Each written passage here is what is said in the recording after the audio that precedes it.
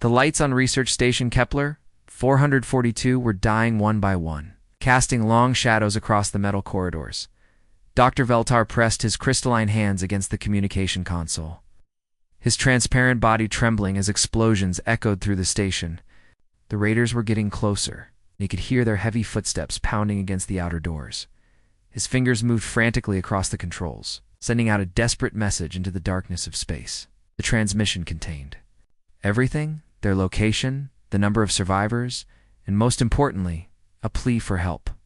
But Dr. Veltar knew the truth that made his heart sink.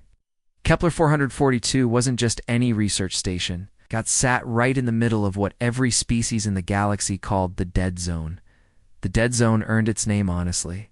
It was a stretch of space where radiation storms could cook you alive in seconds, where asteroid fields moved so fast they could punch through the strongest ship hulls, and where gravity itself seemed to go crazy.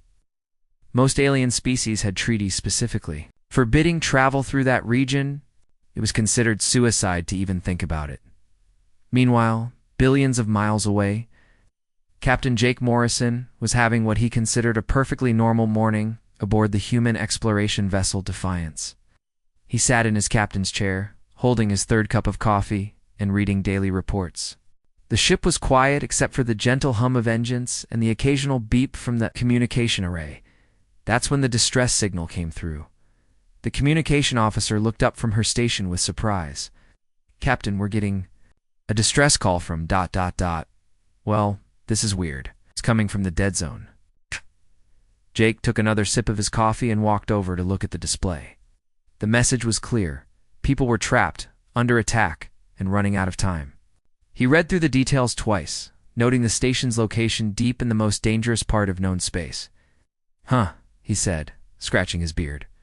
"Looks like someone needs help." Navigation Officer Lisa Park was already pulling up star charts.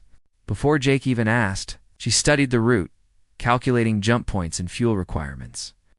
The ship's computer helpfully displayed warnings about radiation levels, gravitational anomalies, and the estimated survival probability. The percentage was so low, it was practically zero. "Well, Captain," Lisa said, turning around in her chair, "I can get us there. The computer says we'll probably die, but I've seen worse odds." Chief Engineer Mike Thompson looked up from his coffee and morning crossword puzzle. "The engines can handle it," he said simply. "Might need to push them past their limits, but that's what they're made for." The rest of the crew gathered around as word spread through the ship. Medical Officer Amy Chen started preparing emergency supplies. Weapons Specialist Tom Rodriguez began checking their defensive systems. Security Chief Mark Wilson reviewed the layout of Kepler 442 that came with the distress signal. What struck everyone as funny was how normal this felt. Other species in the galaxy would have spent days debating whether to attempt a rescue, would have formed committees, run probability studies, and ultimately decided it was too dangerous. But for the humans aboard the Defiance, it was just Tuesday. "All right, people," Jake announced, finishing his coffee. "Looks like we're taking a little trip through the Dead Zone. Lisa, plot our course. Mike, get those engines ready. Ink, everyone. Else, prepare for what the computer calls certain death territory." The crew laughed at that. Their ship's computer had a habit of being overly dramatic about dangerous situations. Last month, it had labeled a simple asteroid field as moderately apocalyptic. As the Defiance changed course toward the Dead Zone, Dr. Veltar was still fighting for his life. Back on Kepler 442, he had no idea that help was already on the way, or that the species coming to rescue him considered impossible odds just another day at the office. The moment the Defiance entered the Dead Zone, every alarm on the ship started screaming. Red lights flashed across the bridge as the hull groaned under pressure that would crush most alien vessels like tin cans. But Captain Jake Morrison just turned down the volume on the alarms and kept drinking his coffee. Across the galaxy, the Galactic Council was still arguing about what to do. Representatives from 12 different species sat around a massive conference table, debating safety, protocols, and rescue procedures. The Zephyrian delegate insisted they needed at least 6 warships. The Crystalline ambassador wanted to wait for specialized radiation suits that wouldn't arrive for another week. Meanwhile, the human ship was already halfway through what other Species considered a death trap.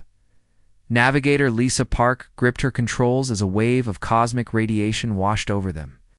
The energy was so intense it could have sterilized an entire planet, turning all life into ash in seconds. But Lisa just adjusted their shields and rode the wave like a surfer catching the perfect break. "Radiation wave coming in hot," she called. Out cheerfully, everyone hold on to something. The ship bucked and rolled as the deadly energy passed through them. Warning lights blinked frantically, showing radiation levels that should have killed them all instantly. But the crew just braced themselves and kept working.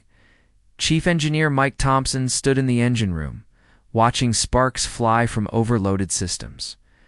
The temperature readings on his console showed numbers that would make most aliens faint. Metal was literally melting in some sections of the ship. "Hull temperature's only at 2,000 degrees, he reported over the intercom, taking a casual sip of his coffee as a shower of sparks fell around him. "We're good, though I might need to patch up a few holes later." Medical Officer Amy Chen was busy treating the crew for radiation poisoning that would have been fatal to any other species. She handed out aspirin like candy and told everyone to drink lots of water. Her medical scanner kept beeping warnings about dangerous exposure levels, but she just turned it off and relied on good old-fashioned optimism. "Take 2 of these, and call me in the morning," she told Tom Rodriguez, who was starting to glow slightly from radiation exposure. "You'll be fine. Humans are tough." Tom Rodriguez was in the weapons bay, trying to fix their defensive systems with nothing but spare parts and determination. An asteroid had punched through their hull earlier, damaging half their equipment. But Tom just grabbed some duct tape, a few loose wires, and started rebuilding everything from scratch. The asteroids in the dead zone weren't like normal space rocks. These moved at nearly light speed, appearing on sensors for only split seconds, before smashing through anything in their path. Lisa had to pilot the ship through the deadly field like she was threading a needle while blindfolded. "Asteroid field coming up," she announced. "This might get bumpy." The next few minutes were pure chaos. Chunks of rock the size of buildings flew past the ship at impossible speeds. Lisa spun the Defiance through gaps that seemed too small for a mouse, let alone a spaceship. The hull rang like a bell as smaller rocks bounced off their armor. But the worst part was the gravity wells. These were areas where space itself got twisted into knots, where up became down and physics stopped making sense. Most ships that entered a gravity well were never seen again. Crushed into atoms or stretched across dimensions, the Defiance hit the first gravity well like a car hitting a brick wall. Everyone on the ship felt their stomach drop as artificial gravity failed, and they started floating. The walls began bending inward as space-time twisted around them. "Well, this is interesting," Jake said, watching his coffee cup float past his head. "Lisa, think you can get us out of this?" "Working on it, Captain," Lisa replied, her fingers dancing across controls as she tried to navigate through folded space. Back on Kepler 442, Dr. Veltar and the other survivors huddled in what remained of the station's safe room. The raiders were getting closer and their ammunition was running low. They had maybe hours left before the end.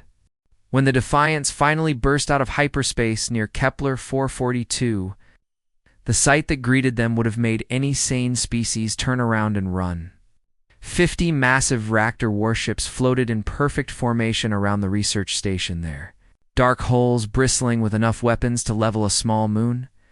Each enemy ship was easily 10 times the size of the little human vessel. The Raptor were known throughout the galaxy as unstoppable raiders. They had been terrorizing this sector for decades, crushing any resistance with overwhelming force. Their ships looked like floating fortresses, covered in thick armor and bristling with plasma cannons. Most species surrendered the moment they saw Raptor Fleet Captain Jake Morrison took one look at the enemy formation and did something that defied all military logic. Instead of retreating or calling for backup, he leaned forward in his captain's chair and smiled. "Well, would you? Look at that," he said, pointing at the massive fleet on the view screen. 50 against 1 almost seems fair." Navigator Lisa Park raised an eyebrow. "Captain, those ships outgun us about 1,000 to 1. "Yeah," Jake nodded, finishing the last of his coffee. "But they don't know how crazy we are yet," Lisa said. Course directly through the middle of their formation. Ramming speed. He said it so calmly, like he was asking someone to pass the salt at dinner. The crew just nodded and got to work, treating what should have been certain death like another routine mission. The Defiance suddenly accelerated, straight toward the enemy fleet. The Vractor commanders couldn't believe what they were seeing on their sensors. One tiny ship was charging directly at 50 warships. It had to be some kind of trick or malfunction. But Jake Morrison had a plan that was so insane, it just might work. Chief Engineer Mike Thompson had been waiting for this moment. He started venting their reactor's radiation directly into space, turning their own ship into a flying nuclear weapon. The deadly energy stream followed behind them like a glowing tail of death. Radiation discharge at maximum, Mike reported cheerfully. We're basically a flying cancer machine now. Communications Officer Rachel Foster had the most important job of all. She opened up all broadcast channels and started playing music from Earth at full volume. The song choice was perfect. Classic rock that made everyone feel invincible. Sound of electric guitars and pounding drums filled the void of space. I figure if we're going to die, Rachel explained, we might as well die with good music. Pilot Danny Kim took control of the ship and started flying patterns that shouldn't have been possible. He spun the Defiance through loops and spirals, dodging plasma blasts while diving straight through gaps in the enemy formation. The little human ship moved like a dancer, graceful and unpredictable. The Vractor had never seen anything like it. Their entire military doctrine was based on intimidation and overwhelming force. Enemies were supposed to run away or surrender, not charge straight at them while playing loud music and glowing with radiation. The first Vractor ship that tried to intercept the Defiance got a face full of reactor radiation. The deadly energy ate through their hull like acid, sending the massive warship spinning out of control. But the humans weren't done yet. Jake Morrison had turned their emergency systems into weapons. Every time they vented atmosphere, it created a cloud of superheated gas that blinded enemy sensors. When their hull got too hot, they dumped coolant that froze instantly in space, creating a field of ice shrapnel that damaged pursuing ships. Emergency venting in 3, 2, 1 called out Mike Thompson as another blast of scalding gas shot out from their ship. The Vractor fleet fell into chaos as the tiny human ship buzzed through their formation like an angry wasp. Their commanders screamed orders that made no sense because nothing in their training had prepared them for an enemy that treated suicide missions like a fun weekend activity. One Vractor captain tried to ram the Defiance, figuring he could at least take the crazy humans down with him. But Danny Kim saw it coming and used the enemy ship's own momentum against it. Spinning around their hull and sending them crashing into 2 of their own vessels, the music kept playing as the battle raged on Earth, rock echoing through space while the humans turned impossible odds into their personal playground. While the space battle raged outside, Security Chief Mark Wilson was already suiting up for the most dangerous part of their mission. The research station Kepler 442 was falling apart, leaking toxic gases and radiation that would kill most species in minutes. But Mark just checked his equipment one more time and headed for the airlock. "All right, people," he said to his boarding team of 4. "Standard rescue operation. Try not to breathe the poison air. Don't get crushed by falling debris. And watch out for the radiation that's probably cooking our DNA right now." Medic Jennifer Brown shouldered her emergency medical kit and grinned. "Sounds like a typical Tuesday to me." The moment they stepped onto the station, every warning sensor on their suits started screaming. The air was filled with chemicals that would dissolve alien lungs in seconds. The gravity was cranked up so high, it felt like walking underwater while wearing lead boots. And the radiation levels were so intense that their Geiger counters just gave up and displayed error messages. But the humans just held their breath, braced their legs against the crushing gravity, and got to work. The station's corridors were a nightmare maze of twisted metal and sparking wires. Ceiling panels had collapsed, creating obstacles that blocked their path. Emergency lights flickered on and off, casting weird shadows that made everything look like a horror movie. The floor was covered in debris that crunched under their boots. With every step, "This way," Mark called out, following the emergency map on his suit's display. The survivors should be in Section C, if it's still standing. They had to crawl through spaces barely big enough for a human body, squeeze past chunks of collapsed wall, and climb over piles of wreckage that shifted dangerously with every movement. At one point, they had to cross a gap where the floor had completely given way, using nothing but a piece of broken pipe as a bridge. Meanwhile, deep in the station's emergency shelter, Dr. Veltar and 12 other alien survivors waited for the end.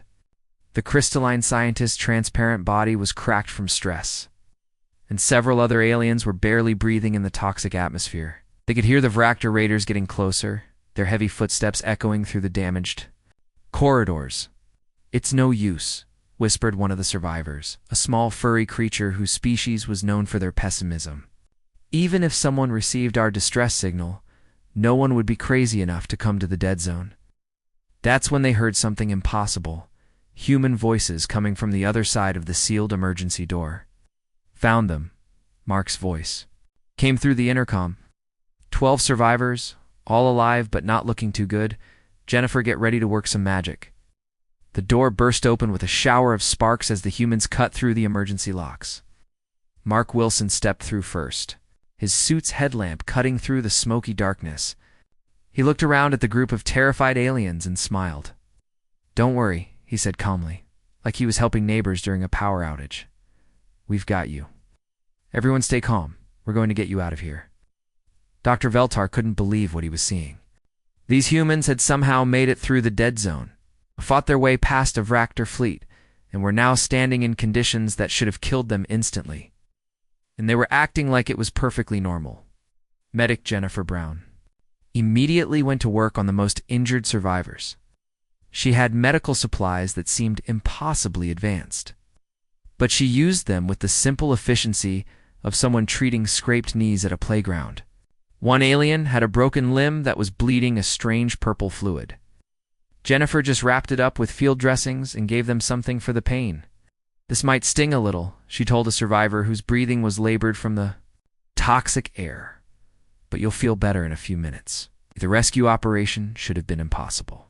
The humans had to carry injured aliens through corridors filled with poison gas, across gaps where the floor had collapsed, and past sections where the walls were literally melting from radiation. But they just picked everyone up and started walking.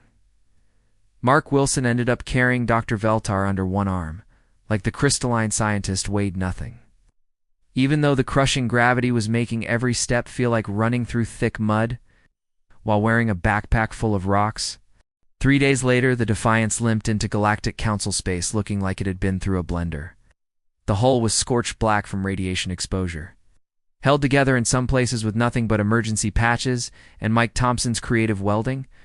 Sparks still shot from damaged systems, and half the ship's lights were flickering on and off like a broken Christmas decoration. But everyone was alive, including all 13 rescued aliens, who couldn't stop staring at their human rescuers with something close to religious awe. Captain Jake Morrison docked at the nearest council station and immediately requested 3 things: a hot meal, a cold beer, and a decent cup of coffee that didn't taste like motor oil. The station's docking crew took one look at the damaged ship and couldn't believe it was still flying. Dr. Veltar was rushed to the medical bay, where council doctors examined him with a kind of amazement, usually reserved for people who had been struck by lightning and lived to tell about it. His transparent crystalline body was cracked but healing, and his vital signs were stable. Most importantly, his mind was completely clear. When Dr. Veltar filed his official report with the Galactic Council, describing exactly what had happened, at Kepler 442, the response was immediate disbelief. The Council's first assumption was that the poor scientist had suffered severe radiation poisoning that caused him to hallucinate impossible events. "Let me understand this correctly," said Counselor Zafrain, a tall blue alien with too many eyes. "You claim that a single human ship charged through the dead zone, fought off 50 Vractor warships, and rescued everyone while playing loud music." "That's exactly what happened," Dr. Veltar replied firmly. "I have complete sensor logs too. Prove it." The council members exchanged glances that clearly said they thought the crystalline scientist had lost his mind.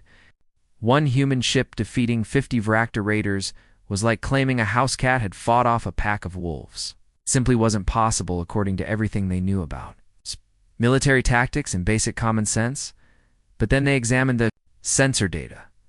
The recordings showed everything exactly as Dr. Veltar had described.